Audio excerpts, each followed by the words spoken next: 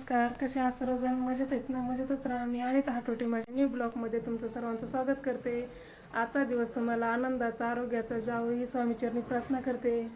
आता आम्ही चाललो तिरुपती बालाजीला. हे बघा बॅगी वगैरे भरल्या. ही प्रज्वलची बॅग दाखवतो तुम्हाला. वाटाने ट्रेनने चाललो. सगळे तयार होऊन बसले. हे प्रज्वलचं टकलं करून आणायचं तिकडे जाऊ. आम्ही चाललो आता काळेवाडीपर्यंत. ओला बुक केले आणि गाडी घरीच आहे. तिकडे लावायला जागा नाही. 4 दिवस लागतील आम्हाला वापस यायला. त्याच्यामुळं गाडी नाहीत. ओला बुक केले आणि जातो. त्यांच्या फ्रेंडचं घर आहे तिकडं, मित्र आहेत त्यांचे, आणि तिथून परत त्यांच्या गावाला जायचं. दाखवतो. आता 5 वाजता निघालोत आम्ही घरून ओला बुक करून. हे प्रज्वल बसलाय पुढे, आम्ही बसत पाठीमागे. बॅगे वगैरे टाकल्यात पाठीमागे. पाऊस येतच होता. आम्हाला बालाजीला जायला खूप दिवसापासून इच्छा होती, जायचं पण ते तिकिटाचं आणि सोबत पण पाहिजे तिकडं, आणि ऑनलाईन तिकीट बुक करायला लागते. त्याच्यामुळं आपल्या मागं पुढं सगळं बघून नाही का कुणाची. हे काळेवाडी चौकामध्ये आलोत बघा. हे सगळे कोण रस्ते 4 बाजूला.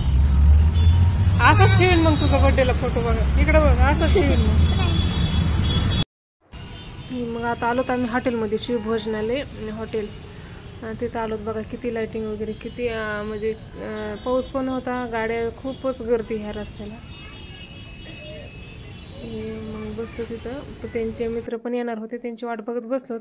नंतर ते येऊस तर म्हणलं जेवण करून घ्यावा. खूप छान जेवण होतं. राईस प्लेट होती, 2 भाज्या, वरण भात, चपाती. सगळ्यांनाच भूका लागली होती. प्रज्वलला पण भूक लागली होती. स्कूलमधून आल्यावर थोडंसं जेवला होता तो. एक्झाम होती, त्याचा पेपर झाल्याच्या नंतर मग आम्ही निघालो तिकडं. तो 1 वाजता आला. नंतर आवरले, बॅगी वगैरे भरल्या.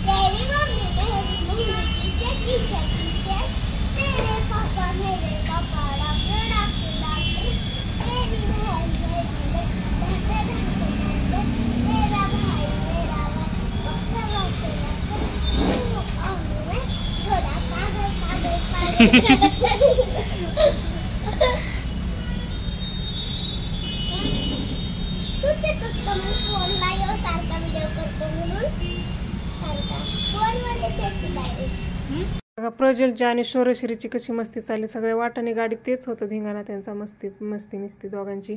मग जेवण वगैरे झाले आमचे आणि निघालोत आम्ही. मिरजपाशी त्यांचं गाव आहे, दहीवडी म्हणून. त्यांचं माहेर आहे शौर्यश्रीच्या मम्मीचं. बघा रात्रीचे 9 वाजले होते. 9, 9:30 वाजले. आमचे जेवण वगैरे झाले आणि निघालोत. हे भोयर बघा. हे रात्रीचे 11:30 वाजले आता. आणि खूपच रात्रीचे गाडी पण बंद पडत होती आणि रस्त्याला कोणीच नव्हतं बघा. सामसूम रस्ता आहे सगळीकडे, अंधार किट्ट आहे सगळं. आणि गाडी आमची 60 किलोमीटर गेली की बंद पडायची. हे आता 2:30 वाजले रात्रीचे. 2:30 पावणे 3 झाले तर. आणि सकाळी मग रात्रीच त्यांच्या घरी आलतो 4:30 वाजता. मग सकाळचं बघा हे आंघोळ्या वगैरे झाल्या. आम्ही ओंकारने बाहेरचं शूट घेतलं, थोडंसं प्रज्वलचं फोटो वगैरे काढले. खूप छान गावाकडचं वातावरण. पाऊस पण येऊन गेला होता. हे बघ चक्कूचे झाडं, मस्त असे चक्कू आलेले आहेत. द्राक्षाची बाग आहे समोर, आणि साईडला मुगा आणि उडीद पण आहे. मुगं पण छान आलेले आहेत, पण ते दुसऱ्यांची होते त्याच्यामुळे नाही घेता आले. आणि हे बघा सगळ्या फळांचे झाड आहेत इथं. आंबे येतं, पेरू येतं, लिंबुनी आहे, सगळं काय येतं, सगळंच आहे. समोर थोडंसं हे पण आहे नाही का, भाजी वगैरे लावायला थोडं शेत केलं त्यांनी. आणि हे बघा झाडं बिडे, हे समोर पत्रे वगैरे टाकले त्यांनी कपडे सुकायसाठी. मग आमच्या आंघोळ्या वगैरे झाल्या आणि आम्ही थोडंसं म्हणलं बाहेर फिरून यावं नाही का, द्राक्षाची बागा कशी असते ते बघून यावं. आमच्याकडं नाही द्राक्षाची बागा, मग इकडं आहेत म्हणलं चला बघून या थोडंसं. आणि त्या म्हणल्या काही कामाला पण मदत नाही. त्यांनी सकाळी 4 वाजल्यापासून ते आम्ही झोपलो आणि ते काम आवरत बसल्या. स्वयंपाक वगैरे केलं त्यांनी नाश्त्यासाठी. आम्हाला काही करून नाही दिलं. आम्ही आमच्या आंघोळ्या केल्या, कपडे वगैरे आमचे ठेवून दिले आणि आलोत बाहेर फोटोशूटसाठी. हे बघा प्रज्वल कसा पळतोय. तिकडं ऊन होतं, ऊन पडलं नंतर सकाळचं. रात्रीचा होता थोडा पाऊस. हाय हॅलो माय यूट्यूब फॅमिली. आम्ही आलो 300 किलोमीटर इकडं कोणत्या तरी गावाला आलो. आम्ही शूट करायला आलो तिथं. आता फिरायला चाललो ट्रेनमध्ये. तर मला पुढचं दाखवतो. आता आम्ही धळीवाडी इथून जाणार आहे ट्रेननी बालाजीला. हे बघा सकाळी सकाळी रात्री चालू. सकाळी तर पाहुणे त्यांच्या फ्रेंडचे सासरवाडी तिथं आलेलो. द्राक्षाची बाग दाखवते तुम्हाला पुढे गेल्यावर. ऊन पडले, मस्त पाऊस बिस उघडलाय. प्रज्वलचं काय चाललंय, उपीट वगैरे खाऊन मस्त बसलाय.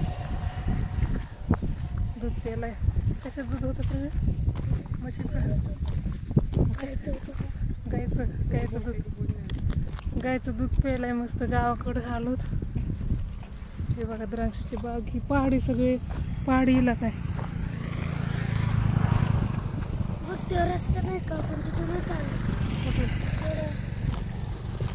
प्रज्वल रात्री आलोत आम्ही. किती वाजता आलोत आपण? 4:30ला आलो. ते बघा द्राक्षाची बाग दाखवते. अजून काय द्राक्ष नाही आले, पावसाने खराब झाले वाटते. चुमकच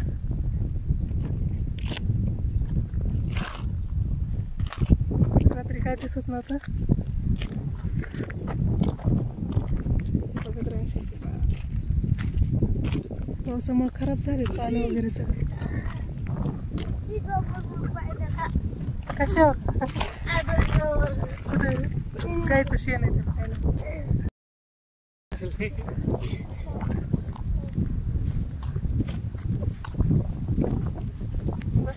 सकाळी उघडले, हे मस्तपैकी ऊन वगैरे पडले. आम्ही गेलतो ते द्राक्षाची बागेत. दाखवत होतो मला द्राक्षाची बाग कशी आहे. पावसाने पानं वगैरे खराब झाले ते, अजून काही द्राक्षे नाही आले त्याला. आता सुरुवात म्हणजे कधी उन्हाळ्यात येतात ना, आताच ते बांधले वगैरे नाही का, बांधित असतात द्राक्षाच्या वेलीला. ही द्राक्षाची बाग पहिल्यांदाच बघितली. बाग अशी असते द्राक्षाची बाग. मस्त तिथं फोटो काढले प्रज्वलचे आणि आलोत परत घरी. जायचं होतं. हे बघा शाळा चालल्या होत्या शेतामध्ये, बाबा घेऊन चालले होते. हे बघा तिथे शेतातलेच कडीपत्त्याचे झाडं वगैरे सगळं. गावाकडचं वातावरण खूपच छान आणि सगळं भेटते ना खायला, आरोग्यासाठी खूप चांगलं आहे. आता आम्ही इथून निघालोत, घरून सगळं आवरलंय. ओंकार त्याचे पप्पा गेलेत बसने, आम्ही चाललोत गाडीमध्ये आणि ट्रेनमधून जाणार आहोत. आमचा ट्रेनचा प्रवास कसा आहे कसा नाही तुम्हाला दाखवतात. कंटिन्यू बघत राहा. भेटूया पुढच्या ब्लॉगमध्ये. तोपर्यंत बाय.